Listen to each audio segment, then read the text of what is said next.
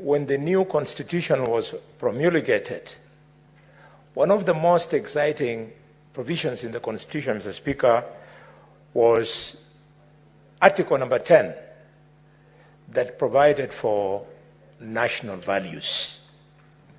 And in Article number 10, Mr. Speaker, is specifically 10(2)(b) that speaks to the values of human dignity, Mr. Speaker, equity, social justice, Mr. Speaker, inclusivity, equality, non-discrimination, and protection of the marginalized.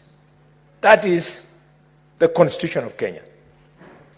It is that letter, accompanied with the spirit, Mr. Speaker, that we wanted a new constitution that will see the whole country moving together at almost the same pace, so that nobody's left behind, nobody's marginalized, nobody feels discriminated, nobody feels dehumanized, Mr. Speaker. It is sad that 8 years later, that when I sat in this house, and I think Professor, former Minister for Interior Security, Kindiki, spoke very emotionally on this motion. I remember very well when I was seated there. And we succeeded. This was a matter that we debated in this house 2015. We succeeded, and the national government agreed that this process takes place. Nothing that we can call closure has taken place at this time. We all support this so that the discrimination, the marginalization visited on the counties of Lamu, Isiolo, Tana River, and Tharaka Nithi and Nyandarua should be something of the past. Mr. Speaker,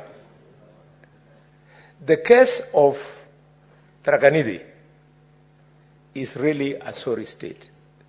These were people who are living very well under the defunct local authority of Meru, and when they saw the new constitution, they thought they had been living under the Holy Spirit, under John the Baptist, and now the Holy Spirit had arrived.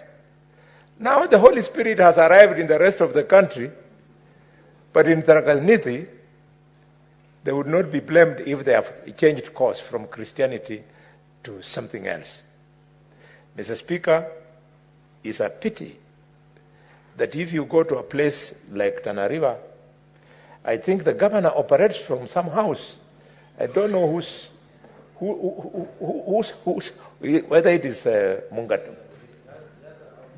I don't know whether it's Senator Mungatana's house or whose house it is. It cannot be right. Mr. Speaker, my third contribution to this is, what was the vision? The vision is not what is going on now. If you go to a place like Mandera, where the chairman of this committee was governor for 10 years, because he was proactive and visionary, he's built a very good county headquarters.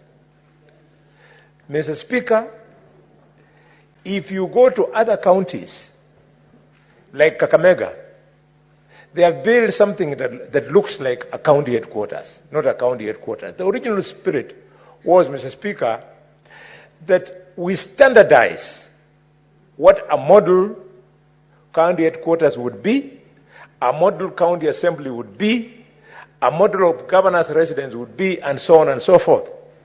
But now, because we didn't do that, we've opened the floodgates for some unscrupulous governors to sink millions of shillings, in fact hundreds of millions of shillings, into structures that were not too clear whether they would have made the original specification of what we wanted for county headquarters.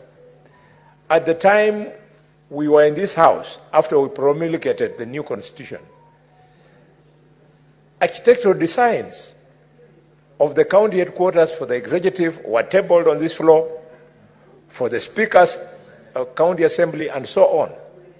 We've lost it there, and because we can't keep on bemoaning, let's go ahead and allow these counties to conclude their projects. Mr. Speaker, if we have failed on this intergovernmental initiative, the first big one was this one, that has taken a whooping 8 to 9 years, then I am very worried about the 500 million that we have committed for the county aggregation industrial parks. If we are not too careful, again, 10 years from now, we will be bemoaning in this house that we started a project which has become a white elephant.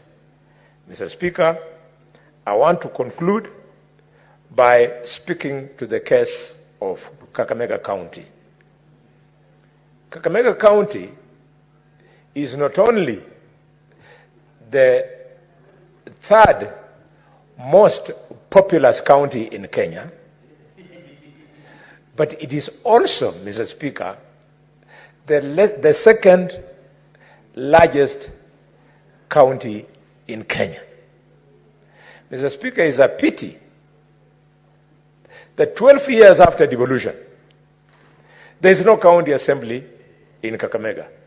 I had an opportunity of taking my colleagues to Kakamega, led by Chairman Ali Roba. And Ali Roba, knowing the good work he did in Mandera, he was ashamed to walk in the county headquarters of Kakamega. I call upon the current governor of Kakamega to pull up his socks, the current speaker of Kakamega, Mr. Namathi, to pull up his socks so that a new modern county assembly is constructed in Kakamega. And what is more, I want to urge the governor of Kakamega to desist from the temptation of the corruption that goes around renting county offices. The county government of Kakamega pays rent in excess of 71 million shillings just for renting offices. And yet already at Mudiri, the former Mudiri estate in Kakamega, people have been evacuated. The governor said that his first project would be construction of the county headquarters. It is now 2 years. We're starting to wonder whether the governor will actually exit in 2027 when he has constructed or not. I want to urge him, this should be a priority so that the people of Kakamega do not keep on losing millions of shillings in paying for rent to offices of private people who have no interest in devolution, who are sitting there hoping that the governor fails in construction so that they continue collecting money. Mr. Speaker, Madam Speaker, the matter is so crucial to the people of Kakamega that when the Gen Z came out into the streets of Kakamega, they went straight to those private offices. They didn't want to have them there and stoned them flat and banned county vehicles that were parked outside those rented premises. The youth were saying, Madam Speaker, that money is being wasted, the headquarters should be constructed. With those many remarks, Madam Speaker, I want to end my contribution by paying my condolences to the family of Caroline Shiramba, who was shot during the Gen Z demonstrations in Kakamega. And Madam Speaker, it is pathetic that the officer who shot Shiramba in broad daylight was an officer attached to the governor of Kakamega. We know his identity, we know his face, we know his name. We want to urge the governor to surrender this security officer to the nearest police station